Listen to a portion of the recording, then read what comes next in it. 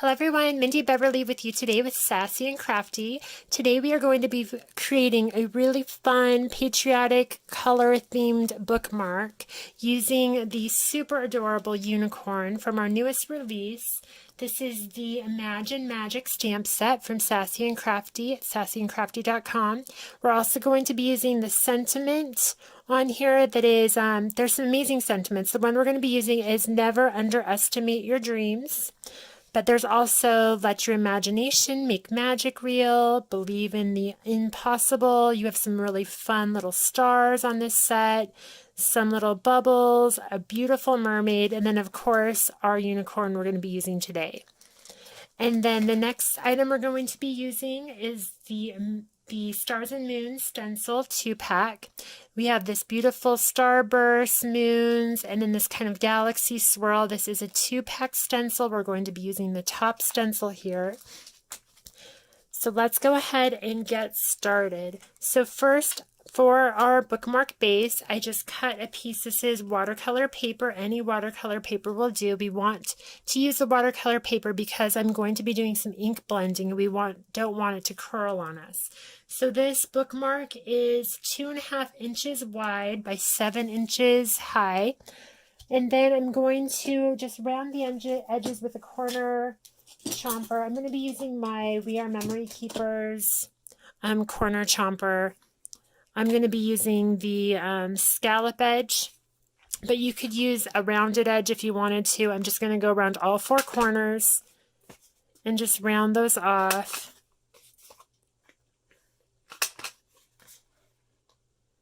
Just like that, super easy. And now we are going to start ink blending. The colors I'm going to be using today are Distress Ink in Black Soot, Distress Ink in Chipped Sapphire, Distress Oxide Ink in Salty Ocean, and Distress Ink in Candied Apple. We are going to be creating a really fun, patriotic background that looks like fireworks. I'm also going to be using the Glitz Glitter Gel from 𝐂𝐨𝐭𝐡 Designs, and we're going to be using this with the stencil. Okay, so first I'm going to tape this down to my base here so I don't have to worry about it shifting on us while I'm ink blending. It's just a piece of washi tape. And then just pressing this down. I'm going to zoom in just a little bit so you guys can see a little bit better as we are doing this ink blending. Okay, so to start off, we're going to be creating kind of a starry sky, starry night background, but we want these bright, vibrant colors of red and blue. So I'm going to start adding those colors. I'm going to be using Salty Ocean first with just a little blending sponge.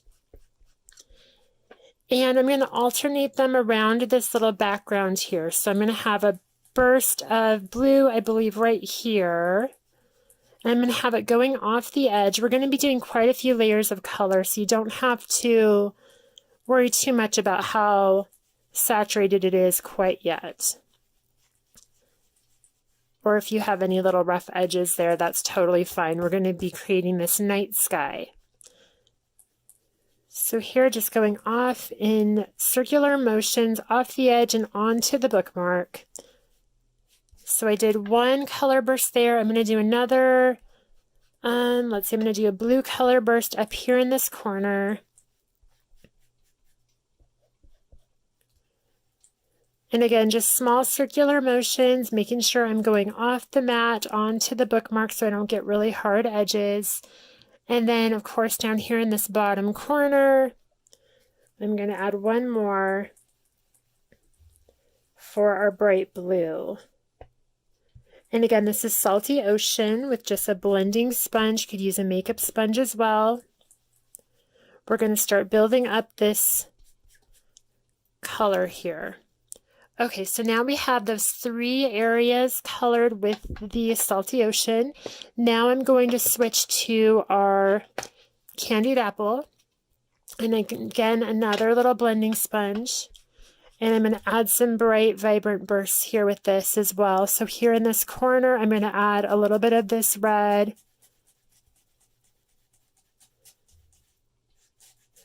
And it's okay if it blends into the previous color. I'm going to add a little bit of red coming off the edge on this side. I'm going to have it blend down to this bottom corner. And I'm just kind of connecting these areas at this point. So it looks almost tie-dye-ish, like that. Okay, so now we're going to start really building up these colors. Just going to add a little bit more red. Saturation, especially coming off the edges, just like we did for the blue. Okay, now we are going to take our chipped sapphire with another little blending sponge, and we are going to start adding our night sky. So we're going to start blending this out around the edges, starting to separate out where our little color bursts for the fireworks are going to be. So here we're going around this blue section with the chipped sapphire. We're going to section off part of this red as a color burst. And down here towards the bottom, you can see how we're just kind of breaking up these little areas, but still trying to make this night sky.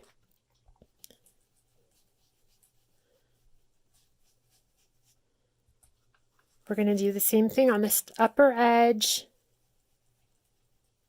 Again, just small circular motions.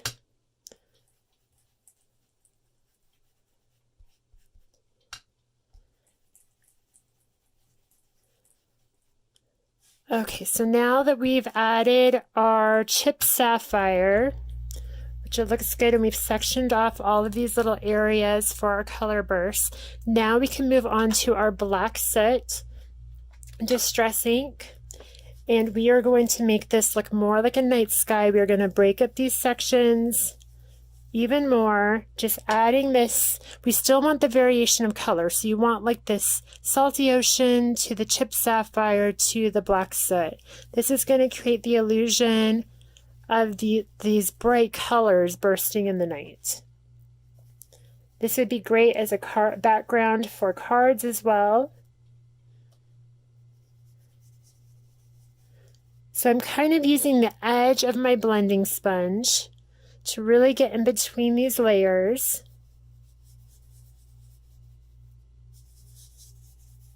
And add interest to our little background. This also works for galaxy backgrounds too. You could do a splatter star technique on this. Okay, so just like that, now I'm just going to take this black soot, I'm going to go around all of the edges with this same sponge I was just using.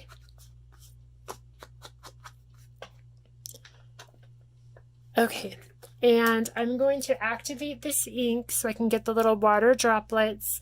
Since this is distress ink, I'm just taking an old toothbrush and some water. I'm just going to spritz this off camera really quickly so I don't get it all over our workspace.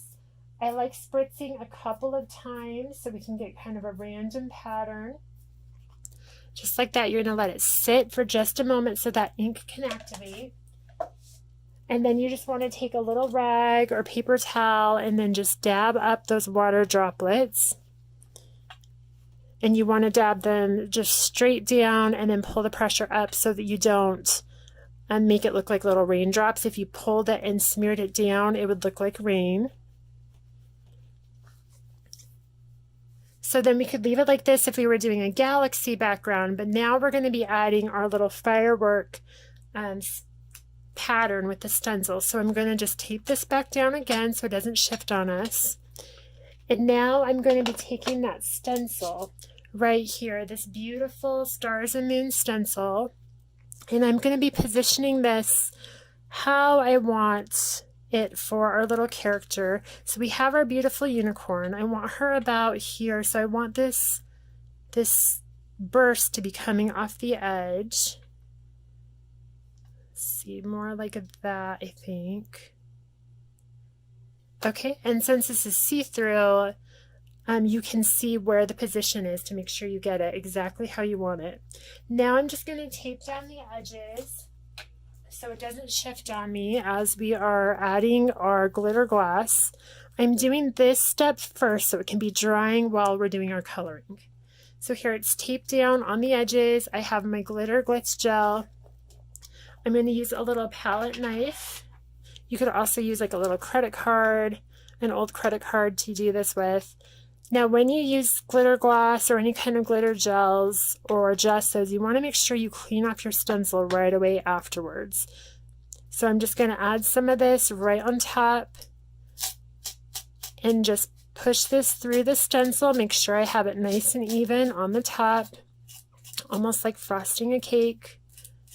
Making sure it gets into all the little grooves. You want this to go right off the edge. And this is going to give a really fun mixed media texture to your little scene here. I'm going to add a little bit more here so I can make sure it gets through all of this little starburst pattern. And again, just smooth it down, making sure that the top of this is nice and even.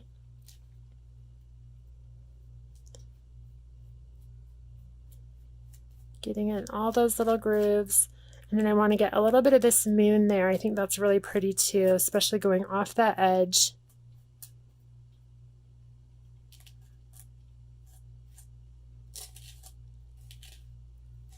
And any extra glitter gloss you can just add right back to your container.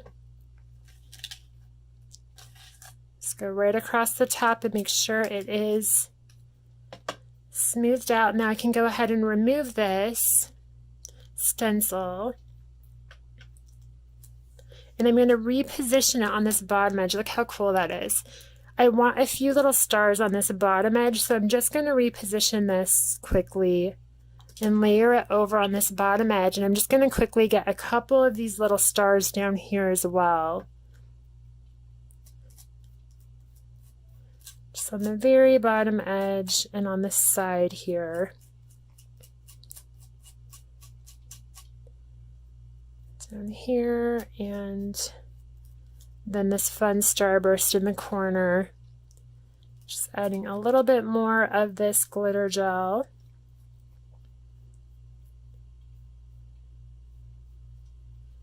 There we go. And then just removing the excess, just like before. Closing up the container, and then I'm going to remove the stencil. I have a little bit of water here next to me, so if I was doing this not on camera, I would go rinse this off right away so that this doesn't stain my stencil. So I just place those in the water. I'm going to quickly clean off my workspace. I'm going to set this aside to dry. So now we have this really beautiful background on our bookmark. And now we can get started on our coloring. Okay, so to color this little image, I have it right here all pre-stamped out. I'm going to go ahead and zoom in a little bit for you so you can see the coloring. This beautiful unicorn. Okay, so to start, I'm going to go from my lightest tone to my darkest. And so for my lightest color saturation, we're going to do her as a white unicorn with an iridescent horn, and then we're going to do red, white, and blue hair. So I'm going to start off with my C7. I'm going to do all the white sections first. So right here, we're going to add the shading shadow. I'm going to go right along her little hairline here with C7. And underneath her little neck, pulling along the bottom part of her face and like where her little mouth is, and then the rest of this hairline, pulling our deepest shadows. We're going to have a little bit of a cast shadow there where this hair is against her neck, and then right here on the bottom portion of her nose, and then her ears, where the hair overlaps, and along those right edges. And then of course her horn, you're going to have a little cast shadow on this bottom edge. And then we're going to do the strands of hair. So for this, I wanted to do red as this first section here. This middle section I was going to do with the white, and then the end section will be blue. So for this, I'm just going to pull these little white sections for these strands. All I'm doing is just pulling little texture lines from either side, following the coloring that is already there for the drawing, using that as the cue. So you have these little folds in the hair. I'm adding a small little shadow to, just a little detail shadow. I'm going to do the same thing on this bottom part. So we're going to have, since this is the red portion coming through, this would be blue. So then this middle section here would be white. If we want to do this multi-tone hair, you could also do this hair all one color if you decide that that's the colors you would like. I love this unicorn, how she can be just used for so many different occasions, just depending on which colors you color her up as. So just like that, we added our texture details in with our deepest color for the shadows, which was C7. Now I'm going to move on to C5. And all I'm going to do is extend these lines a little bit further, just pulling them right up, kind of flicking them towards the direction that these little hair strands are going. I'm going to blend out this top line. I'm coloring on the tip of the marker to make sure that I don't extend this shading out too far. We don't want her to look like she's gray. We still want that bright contrast for her fur to still show up as this white unicorn with the multicolored hair. Okay, so here we go. I'm pulling this right along the edges. This is C5. All I'm doing is following our previous shading and just blending it out, going right over the color previously and adding just a little bit more, letting the lines extend out a little bit further. So there we go. So now we have C5. Oops, I almost forgot the bottom of her little nose here. I'm going to add a little bit of shading. I'm just going right over that line. So all I did is I just pretty much traced over the lines that we previously added. And then of course her little ears, we can't forget those. Okay, so now we're moving on to C3. Sorry, C3. And same thing as before, just going right over those lines. It's going to start blending into the previous colors, smoothing out those shadows. Still keeping on the point of the marker. Making sure to get the ears. And then of course the hair sections, we're just extending the lines a little bit further, but not letting them touch. We still want the shine to be pulling through in those sections. Okay, then last but not least, we're going to use C1, and we are going to blend out this by using small little flicks towards the center. So all I'm doing is starting halfway through my shadow tone, and I'm just lightly flicking this color from the shadow to the center highlight. This is going to help smooth out our shadow, but also create some dimension. So I'm just going to do that all around any of the shadow areas that I previously added. Still keeping my highlight.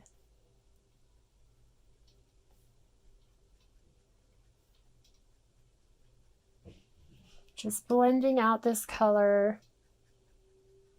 Going over a couple of times if you feel like you need to smooth out the blend a little bit more. I'm going to do the same thing with the ears. And now in the hair sections, I'm going to connect a few of these little lines. Only like one per section. You still want to keep this highlight through and not cover up all of that light shining through.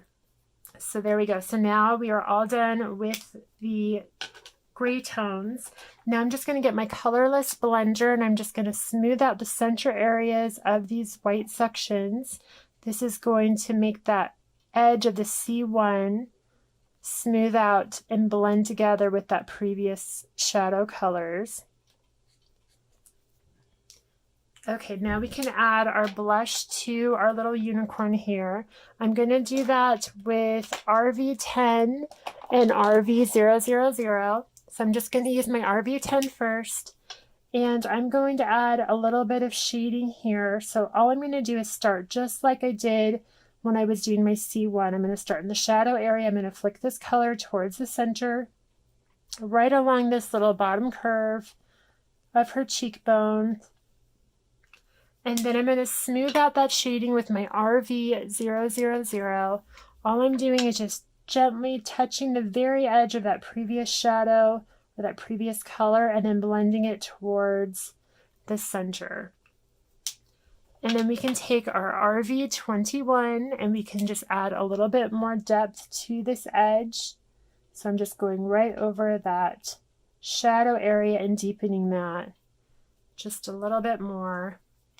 And again, we can blend out that edge with our 𝐕000 into those previous colors. And you can just build up as much or as little color as you want with that.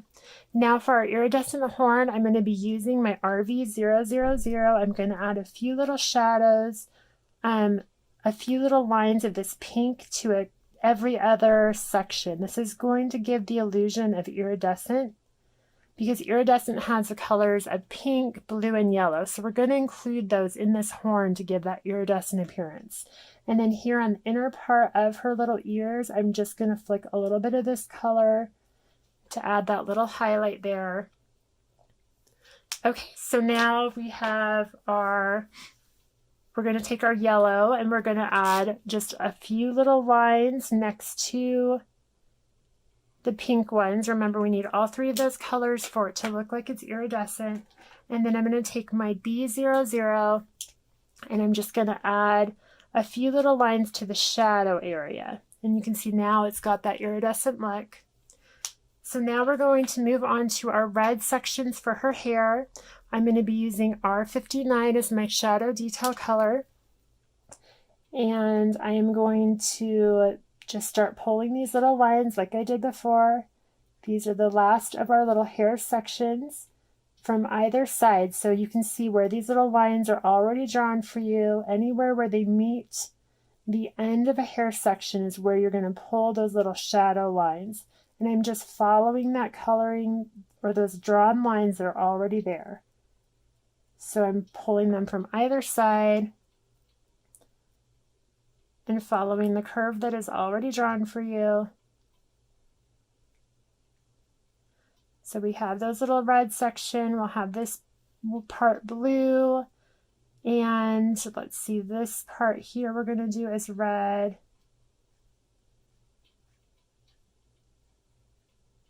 And then pulling these lines from the opposite side.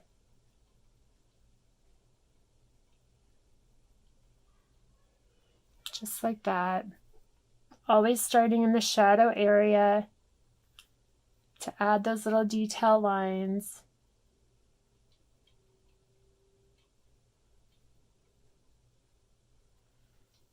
Okay, so now we're going to move on to the next color in that lineup, which is R27. And again, we're just going to extend those lines a little bit further. The same ones we just drew. We're just going right over them and extending them a little bit further. This is going to start building up this color tone for this red hair.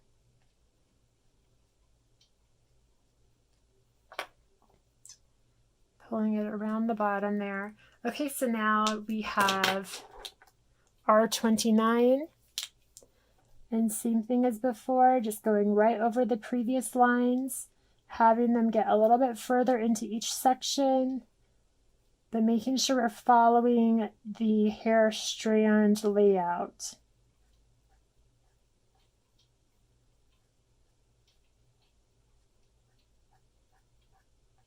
There we go, from either side.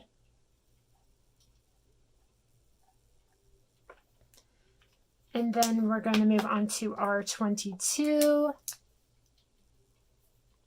And just like before, extending these lines, still leaving a small shine, pulling through those hair strands. So not covering up all of our highlight.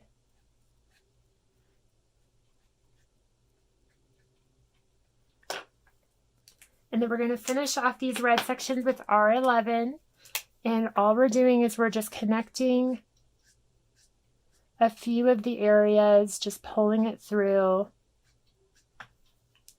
And then last but not least, we have our blue hair section, and we're going to add that with B39 as our shadow tone. And just like before, we're going to start from the edges of our blue section and pull those little strand lines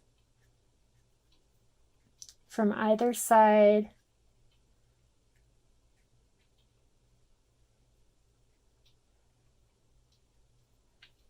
And then here too.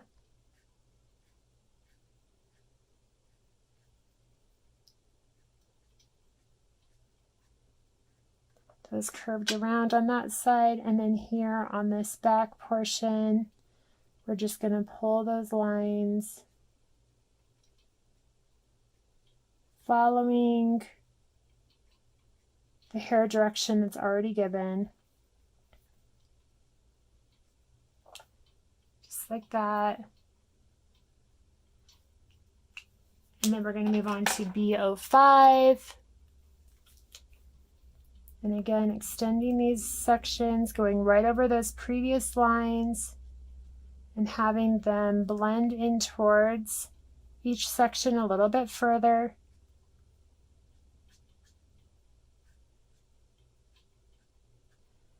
And just pulling from either side.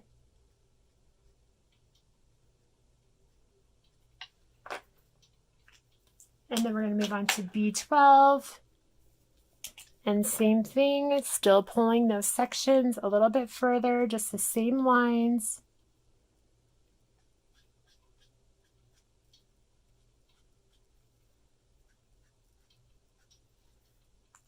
And then to finish off, we're going to be using B00.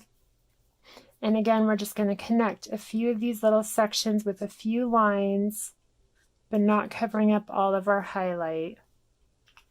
Okay, so now our unicorn is done. I'm going to add a little highlight to her eye with a gel pen. This is a Jelly Roll pen. I'm just going to add a little dot right there to her eye. And I'm going to add a few little texture dots to her mane and her hair, just to add a little bit of detail. This is completely optional, but something I love to do.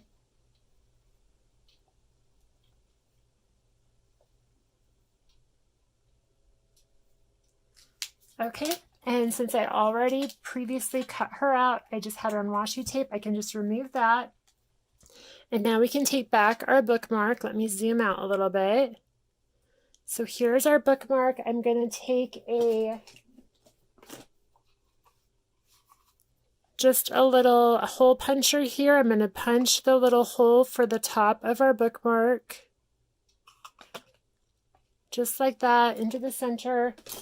At the top, and then I have our little sentiment here: never underestimate your dreams. I just stamped on a little piece of cardstock that is 2.5 inches wide by 1 inch high. I'm going to take my blue ink that I just used and go around the edges.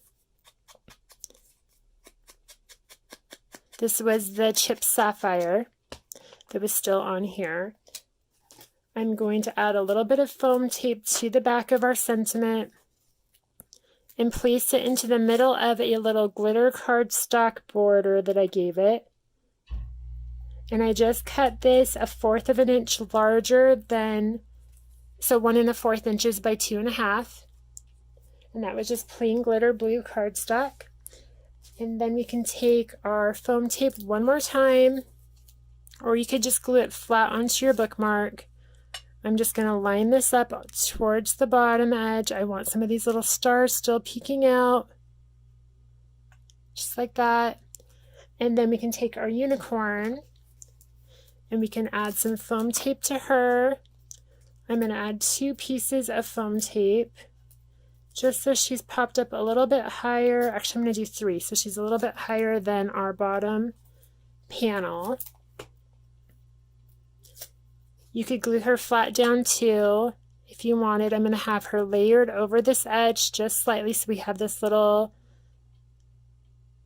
pattern still peeking through, just like that. And then to finish off, all you would do is you would just take your little ribbons here. I have some red and blue and then a sparkly white, and you can just tie those right through your the little top of your tag. So let's see. Just gonna string those through the top. I'm actually gonna do it this way. I'm going to string these ones through the top, and then I'm going to tie around the bottom edge with the sparkle one. So let's see, just like this, just string it right through.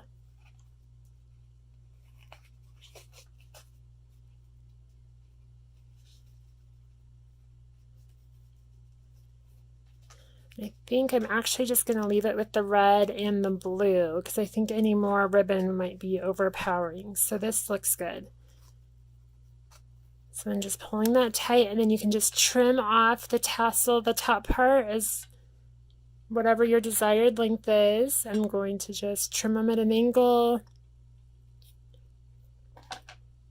You could add some little beads, but what a fun little bookmark to give as a gift. You could do this on a card instead.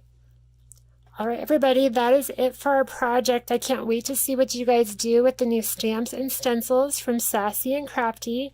Again, the products I used today was the 2-pack Stars and Moons stencil. And then I also used the Imagine Magic stamp set. And again, these are available at sassyandcrafty.com. Thank you everyone for joining me today. Have a great day, and I will see you guys again soon. Bye.